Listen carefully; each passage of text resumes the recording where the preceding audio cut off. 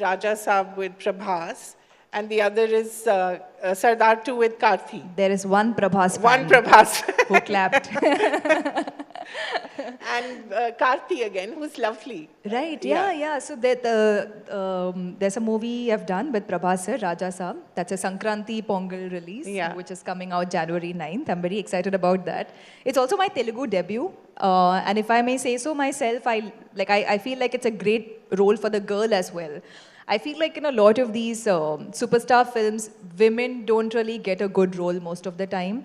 You get like 5-6 scenes where you can come and you'll get like one song, or you'll get like 2 songs. If you're really lucky, you'll get 2 songs, you know.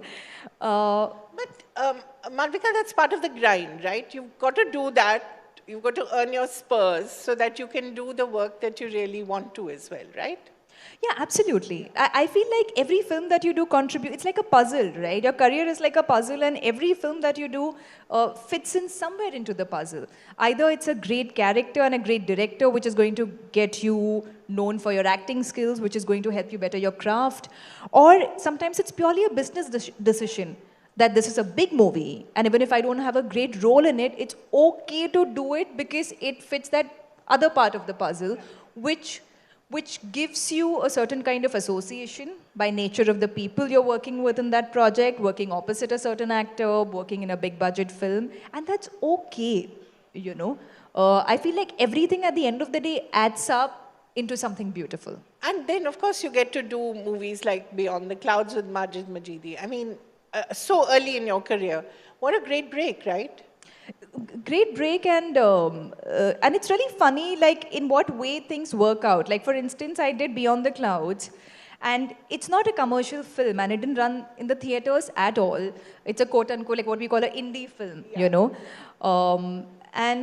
But the first Tamil movie that I did, Peta with Rajnikant sir, Karthik Subbaraj was the director, and he called me for that film. He offered me that film because he saw Beyond the Clouds. And he liked my performance in that.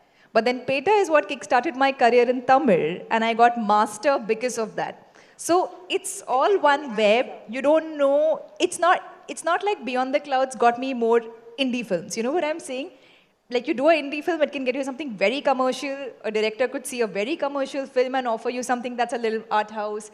So I feel it's so unpredictable. There's a beauty to it. It's a double-edged sword, you know. You never know how something's going to land, but that's the nature of the beast. And, you know, earlier in the day, we had Anita Ratnam talking about how essentially an artist is also in a way like a puppet. I mean, there's only so much control that you have over the eventual product, and an actor even more so, right? So that whole struggle of working so hard for a movie sometimes and it doesn't work commercially or maybe sometimes even artistically, it's heartbreaking, right? Absolutely. How does one cope and keep that beautiful smile in place? How does one do that? It's very heartbreaking. In fact, I recall, so Ayushmann Khurrana, the actor, he lives in my building. So we're neighbors. And I keep bumping into him at the gym or like on my way to the gym or if he's coming back. And to the same gym as well. Same gym as well, because the building has a gym. So I remember bumping into him recently, and he had a release coming up, and I was like, "Are you nervous?" And he was like, "You know, I think at this point, you just learn not to expect anything. Like you go, you do a film, you give your best, and you obviously hope for the best." But you don't really, earlier, I used to daydream about, oh, the film's going to come out and it's going to be this blockbuster hit and it's going to do this and it's going to do that. Now I give it my all and I try not to think anything because that's not in your hands.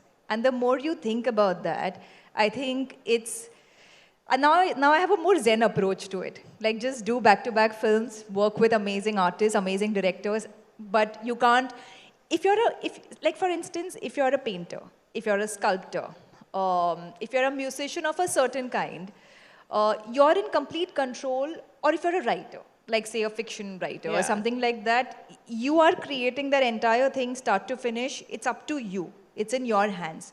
But something like filmmaking is a very collaborative art form. You could be good, but if the team is not good, it's not going to do justice to your work. Your work is going to come across as silly or not land right, and vice versa. If you're not a very good actor, but if you have a fantastic team, they're going to help you cover up your flaws. and your mistakes. And they're going to make you look better. They're going to make your acting look better. So it is so collaborative that the team is everything when it comes to cinema. It's not a one-man project. But sometimes everything can be right, like Tangalan, and still the film doesn't work. And you worked really hard for it, and that blood-curdling scream, and very scary. I don't know if people have seen that film. She was quite a scary character. Want to talk a little about how much you prepped for it? For Tangalan? Yeah. Tangalan was a passion project for me. I was very, I think it's the hardest I have ever worked. I don't know if I should say it's the hardest I will ever work, because obviously I would like to, keep outdoing myself. But the film required a lot physically. It required me to go through a complete physical transformation. It required me to learn a lot of martial arts, to push myself mentally, physically, emotionally, in every way possible. But like I said, whether the film does what you want it to do at the box office or not, it's of course heartbreaking. But I love the journey that I went through. Like now, if I had to say it in retrospect, like of course when it didn't do well, I was like, I wish it had done better. But I feel like I pushed myself so much, and I found out what my body was capable of. I found out what I myself am capable of what I can endure, what I can get done. And there's a lot of pride I take in that. What was the kind of training that you had to do for it? You had to do a lot of kalari or other stuff? Actually, more than kalari, there is this martial art form called Silambam, which is a very old Tamil martial art form. So Silambam is essentially stick fighting. And it goes like way back, because back in the day when people used to like travel from one place to the other and everything, everybody would have a walking stick, right? So it's a form of martial arts that you do using that stick. And that is something I trained very intensely in. And I think you injured your... I do it till date. See, these are things that come out of a film. Like, in fact, even when it comes to my workouts, I'll go to the gym like a couple of times a week, but then I'll do Silambam like a few days a week. And it's fantastic workout. It's very meditative. I really like what it feels like. I love how Silambam sculpts my body. I think it's great for body sculpting as well. And like general fitness and everything. And it's nice because it's a martial arts form, which not a lot of people practice. And I also feel like it's up to our generation to keep a lot of things related to our culture, art, heritage, sort of alive by practicing it. So I'm glad this film gave me an opportunity to, learn it and pursue it. Did you injure yourself or your co-stars? Oh yeah, so my co-star in the film, Vikram sir, Vikram sir and me, like we would be getting injured every day. Like every day it would be like, oh, where's this bruise from? Oh, where's your, you have a bruise on your thigh. Okay, you have a new one on your elbow. So we would like sit and count each other's bruises, because that's how physically demanding the film was. And we were doing action sequences in the middle of nowhere in Kolar, which is close to Bangalore. It's in Karnataka. Kolar Goldfields. Yeah, and the mud and the slush, and I mean... Oh yeah.